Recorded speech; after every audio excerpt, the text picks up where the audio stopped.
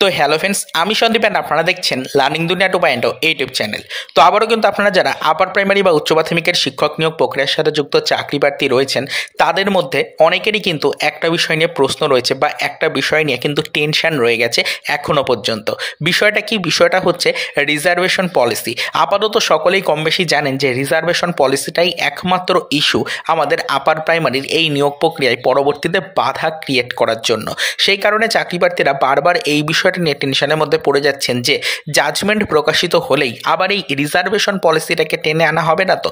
Judgement প্রকাশিত হলেই এই রিজার্ভেশন পলিসিটাকে ইস্যু বানিয়ে নতুন করে চাকরি প্রার্থীরা কোনো আইনি জট ক্রিয়েট করবে না তো? এই নিয়ে কিন্তু ফ্রেন্ডস একাধিক প্রশ্ন, একাধিক উত্তেজনা চাকরি প্রার্থীদের মধ্যে অলরেডি কিন্তু তৈরি হচ্ছে। চাকরি প্রার্থীরা বিভিন্ন টেনশনের মধ্যে পড়ে গেছেন, অলরেডি বারবার কিন্তু কমেন্ট করে এই বিষয়গুলো নিয়ে আমাদের কাছেও প্রশ্ন করছেন।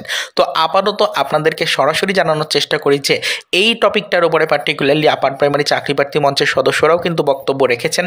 তারা সরাসরিভাবে তাদের ভেরিফাইড ইউটিউব চ্যানেলগুলো থেকে কিন্তু এই বিষয় নিয়ে যে আপডেটটা দিয়েছেন, সেখানে কিন্তু পরিষ্কার তারা বলতে চাইছেন যে আপাতত কিন্তু ফ্রেন্ডস আপনাদের রিজার্ভেশন পলিসির উপরে টেনশন করার কোনো কারণ নেই, রিজার্ভেশন পলিসির উপরে ততটা গুরুত্ব দেওয়ার কোনো কারণ নেই। তার কারণ রিজার্ভেশন পলিসিটার উপরে সরাসরিভাবে কলকাতা হাইকোর্টের পক্ষ থেকে যা রায় ঘোষণা করা হবে সেটাকেই কিন্তু মান্যতা দেবে এসএসসি। তো সেক্ষেত্রে টেনশনে করার কিন্তু সেরকম কোনো কারণ নেই। অবশ্যই কলকাতা হাইকোর্টের পক্ষ থেকে যা জাজমেন্ট প্রকাশিত হবে সেটাকেই চূড়ান্ত রায় বলে কিন্তু মেনে নেওয়া হবে এবং সেই রায়কেই কিন্তু মান্যতা দিয়ে অবশ্যই পরবর্তীতে চাকরি প্রার্থীদের জয়েনিং এবং যাবতীয় কার্যক্রম রয়েছে সেগুলো কিন্তু কমপ্লিট করা হবে। তো এক্ষেত্রে অবশ্যই আপনাদের যে টেনশনের একটা পয়েন্ট উঠে আসছে সামনে, সেটা হচ্ছে এই রিজার্ভেশন পলিসি। তো রিজার্ভেশন পলিসি নিয়ে ততটা টেনশনের মতো আপাতত সেরকম কোনো পরিস্থিতি নেই বলেই কিন্তু আপার প্রাইমারি চাকরি প্রার্থী মঞ্চের সদস্যরা চাকরি প্রার্থীদেরকে আশ্বস্ত করছেন। তো অবশ্যই পরবর্তীতে আজকের ডেটে যেহেতু জাজমেন্ট আসতে চলেছে, আজকে 28 তারিখ জাজমেন্ট প্রকাশিত হতে চলেছে, আমরা সেদিকে নজরদারি রাখবো, বিস্তারিত আপডেট কালেক্টের চেষ্টা করব, দেখার চেষ্টা করব জাজমেন্ট প্রকাশিত হওয়ার পরে চাকরি প্রার্থীদের পক্ষ থেকে কি কি প্রতিক্রিয়া উঠে আসছে, চাকরি প্রার্থীদের পক্ষ থেকে কি কি বিষয়ের উপরে নতুন ইনফরমেশন দেওয়া হচ্ছে, সেদিকে আমরা অবশ্যই নজরদারি রাখার চেষ্টা করব। তবে এটুকু জেনে রাখুন, দীর্ঘ প্রতীক্ষার অবসান হতে চলেছে। অবশেষে চাকরি প্রার্থীদের জন্য কিন্তু জাজমেন্ট প্রকাশ করতে চলেছে কলকাতা হাইকোর্ট। তো এক্ষেত্রে অবশ্যই কিন্তু প্রত্যেককে রিকোয়েস্ট করছি নজরদারি রেখে চলুন কলকাতা হাইকোর্টের ওপরে।